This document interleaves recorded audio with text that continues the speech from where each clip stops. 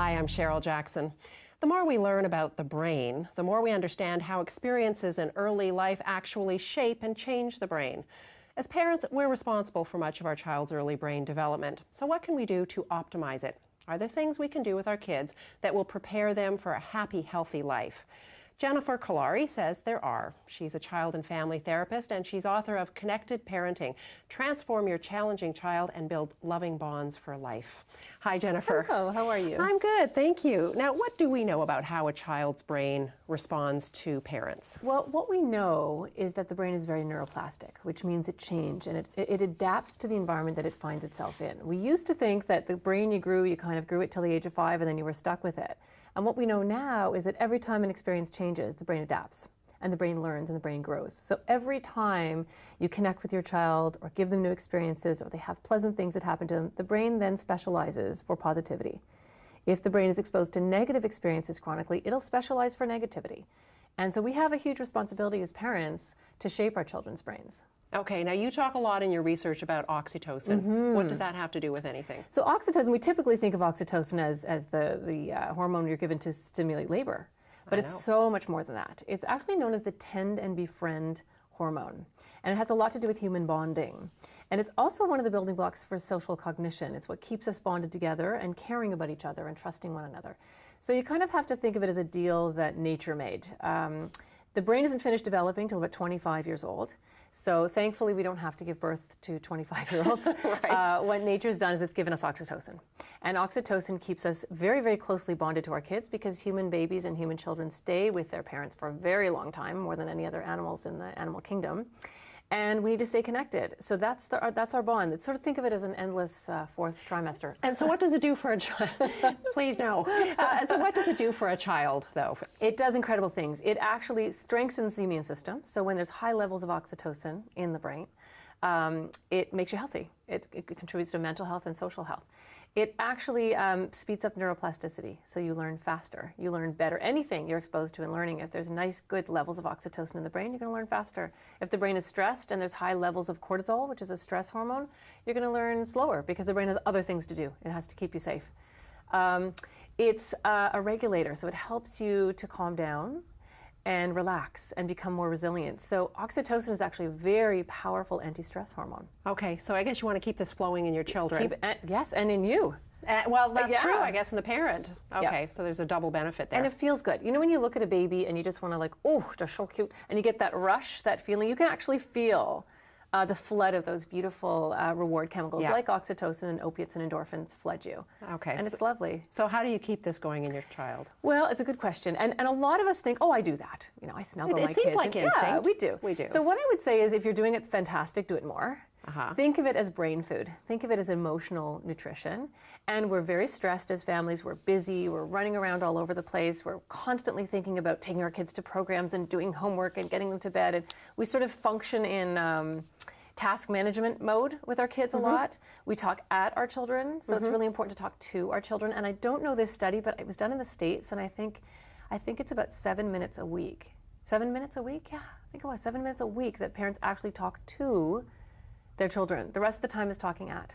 What do you mean? What's the difference? Give me an example. The difference is hang up your coat, sit down, have you done this, where's that, how was school, okay, that's great. And the other is, so tell me, like, what did you do in gym today? Oh, you did that, and what was that like, and was that fun? And we think we do that, but we actually need to do it more. It's very, very important for bonding, and it's important for the brain. Can you give me some more examples? Because you're right. I mean, when I think about how we talk to our kids most of the time, it is a lot of the sort of instructions, you know. Or teaching moments. Teaching We're moments. big on those. Yeah, we like teachable moments, don't we? Yeah. So how can you turn that around so it's not? The turning around is really taking a moment and stepping out of mom mode or parent mode and step into your child's shoes, step into their experience. So even when they're upset, let's say they've come home and something's happened at school or they didn't get an invitation to a birthday party or something's happened. Even in those moments, we think we're listening and we think we're engaged with them, but we're often not validating them. Oh, well, you know what? You got invited to someone else's party and that was okay. And this happens sometimes. And why don't we have so-and-so over and then you'll feel better. We move into that task management mode. Let's fix it. Let's solve it. Or let's cheerlead them out of it. And we're missing the point. What you need to do is sit there and say, oh, they were handing out invitations and you didn't get one. And what was that like for you? to see everyone else get one you didn't get. Don't be afraid to kind of sit there right where they are in that moment, and then they get that flow of oxytocin because they know you're really listening. And it also helps them learn not to be afraid of their emotions, but that they happen, and that mom and dad are going to be there to listen through it. And then you can have your teaching moment. Then you can try to fix it and make it better. So even though it's a negative story, probably, maybe, coming from your child, you can turn it into something positive? Is that it? Well, you can, because there's a lot of positive things that come from adversity. Reasonable adversity, non-catastrophic events are very healthy for the brain. They're very healthy for the brain, so that the child has experiences, learns they can get through it. That didn't feel very good, but I was okay, and I can use what I learned to apply to a new situation. And mom and dad helped me through it. Right. These are very important things. Healthy adversity is a very good thing for the brain. Well, I would think the tendency might be for parents hearing you to make everything positive. Yes. But that's not what you're talking about. We talked at the beginning about the brain being neuroplastic and growing around experiences. So if you never have any negative experiences, then your brain's not going to grow the software. It's not going to grow the hardware that it needs to actually handle emotional difficulties when they come.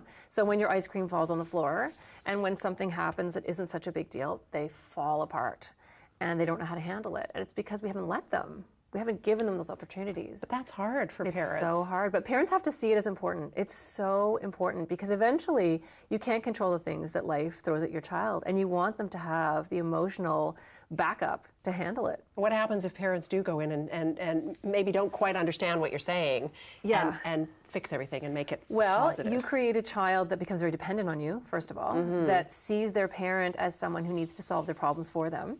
And then as young adults, and what we're seeing in young adults is they're falling apart. They have poor emotional resilience, higher levels of anxiety,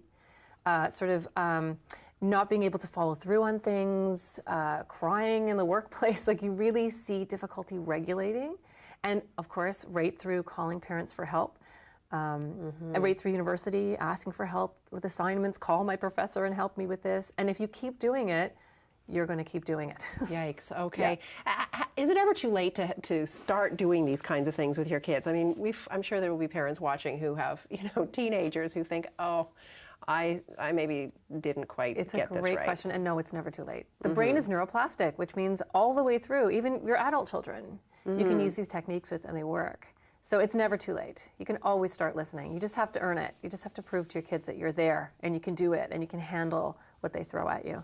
And how do parents know if they're getting it right? What are they going to see? You know what? You can feel it. You can see, when I work with younger children and even with teens, you can see when they're very tightly bonded to their parents and the parents listen to them and they can go home and work these things through with their parents. You just see the shoulders back, you see the chin up, you just see them a little more bouncy, a little more resilient. Things happen and they go, oh, well, that sucked. But they're able to move through it and not take it so personally. It's not such an injury to them. It's a thickening of the skin, basically. All right. And how does this affect their learning?